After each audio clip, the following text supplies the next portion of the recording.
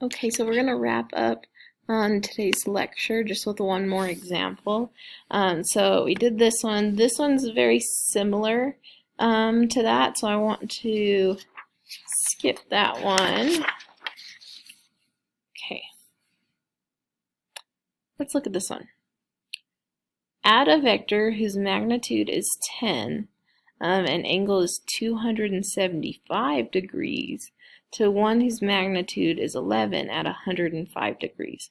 So now, see, we don't have the from the x-axis or whatever, and so how you look at this whenever that's the case is here's 0, there's 90, there's 180, here's 270.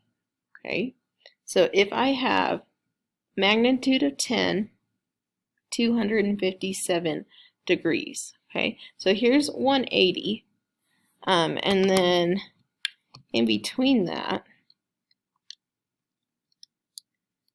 halfway in between, that would be 225, and we're a little bit more than that. We're kind of like in this range here. Okay, so let's figure out what angle that would be. So if this is 180, and then this is 257, well, 257 minus 180 degrees, that would be 77 degrees, okay? And if it's easier, you can look at it this way too. We could do 270 minus 257, and that would be 13 degrees. Okay, so we're going to choose, it doesn't matter, we're going to choose which one we want to work with. So this is, we're going to call this one vector A, and it's got a magnitude of 10. And then we'll do this one. We'll say we have A sub x and A sub y there. Okay, now let's look at B. We have another one which is 11, magnitude of 11, and an angle of 105. Here's 0, here's 90, here's 180, okay. Halfway in between there, that's 135. So it's going to be quite a bit less than that. So we're probably in this range here, okay. And it's 11, so it's just a little bit longer. Not much, but just a little bit. Okay, so right here, that is the 105 degrees. Let's take 105 and subtract the 90, and then that will tell us what we have right here. So 105 minus the 90, so this is 15 degrees. Okay, we're going to call this one vector B. That's going to be a magnitude of 11. And then we have our B sub y and B sub x. Okay, and then same as before, we're adding these vectors together. Okay, so we're going to figure out the x and y components of A and the x and y components of B. And then we're going to find out what the resultant in the x direction is, the resultant in the y direction, the overall resultant, and then theta. Okay. All right. A sub x. Well, this is opposite from my angle, so I'm going to use sine. So I'm going to take 10, the magnitude of the hypotenuse, sine 13 degrees, and that will tell me A sub x. Now A sub y is adjacent, and so we have the magnitude of our hypotenuse, cosine because it's adjacent. Okay, so I'm going to plug that in. 10 times by the sine of 13 gives me, let's see, those are 2, and so that'd give me 2.2, and then 10 times by the cosine of 13, that gives me 9.7. Okay. Now B sub x is opposite as well, so B sub x is going to be 11, because that's the magnitude of the hypotenuse here, sine of 15, Okay, and then our y component is adjacent, so that's going to be 11 cosine 15.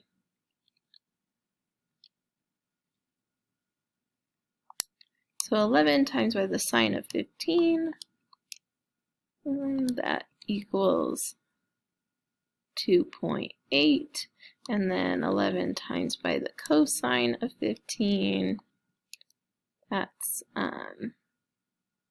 11, rounds up to 11, okay? Now we need to ask ourselves, are these positives or negatives? Well, a sub x is in the negative direction, a sub y is in the negative direction, b sub x is in the negative direction, b sub y is in the positive.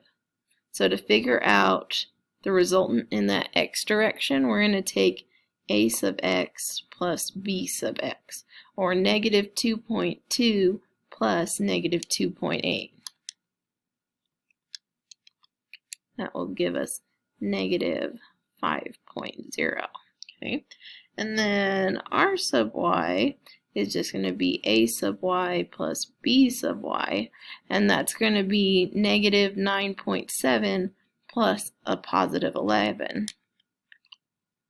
And that gives us a positive 1.3. Now let's ask ourselves, does this seem reasonable? If I were to take vector b here and I was going to pick it up and I was going to put it down on A, okay? Now notice that we would have, okay, I think maybe they're not quite to scale, maybe that one's a little bit bigger. So if I were to pick this up and set it down, I get the resultant is kind of right there from the tail to tip. So I would say that R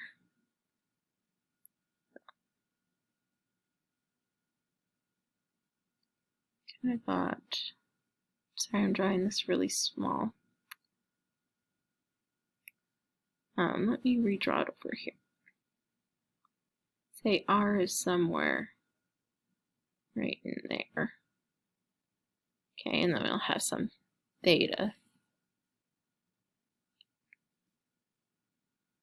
Okay. Now, let's ask ourselves, does this work out? We have a negative 5, okay, and then we have in the x, and then we have a positive 1.3, much smaller in the y. Yeah, I agree. That would make sense. Okay, let's keep going then. Our answers are reasonable. So here's r sub x and r sub y. Okay, r sub x, r sub y, so let's use Pythagorean theorem to figure out r. So that would just be the square root of r sub x plus r sub y. Now, reminder, we're talking about magnitudes here, so I'm going to take the square root of r sub x, but I'm just going to do 5 instead of the negative, squared plus r sub y, 1.3 squared, and that gives me 5.2. And then the last part of this is figuring out that angle. Opposite is y, adjacent is x, so tan inverse of opposite r sub y over r sub x. Okay, so I'm going to plug that in, and again, this is a magnitude, so I'm not so worried about these negative signs. So I'm going to take r sub y, which is 1.3, divided by r sub x, divided by 5, and that gives me 14, or rounds up to 15 degrees. Okay, and yeah, that looks like that might be close to what we're thinking there. Okay. Wonderful. Now, you have this example and this example. Let's just set up this one and then you can give it a go on your own. So you first walk 5 kilometers south from home, then walk east until your displacement from the house is 10 kilometers.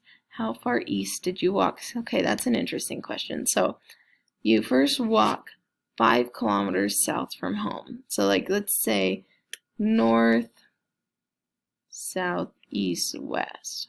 Okay.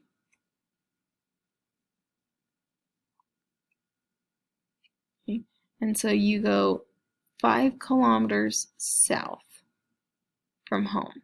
Okay. And then you walk east until this displacement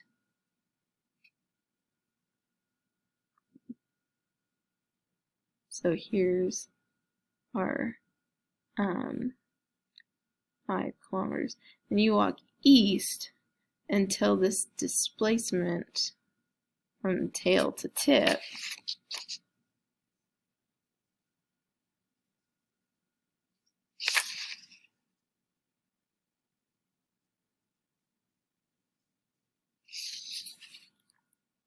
okay, so until this displacement is 10 kilometers. And it says, how far east did you travel? So we can just use Pythagorean's theorem for that, right? Because here's A, here's B, and then here's C. And so A squared plus B squared equals C squared. So we're not looking for C squared. We know the hypotenuse. We know that displacement. We're looking for B. Like we can call that one A, B, C. Okay. So I'm going to take this A squared, I'm going to subtract it. So B squared will equal C squared minus A squared. And then I don't want to know B, I want to know the square, right? I don't want to know B squared, I want to know B. So I'll take the square root of both sides. So B is going to equal the square root of C squared minus A squared. Okay. And then you're just plugging in numbers. C is 10, and then A is 5, and then that will tell you what B is. Okay, guys. Wonderful. So, next time, next class this week, you're going to be doing a virtual lab, and then the following week, we're going to start on to learning target number 2. Okay, see you guys.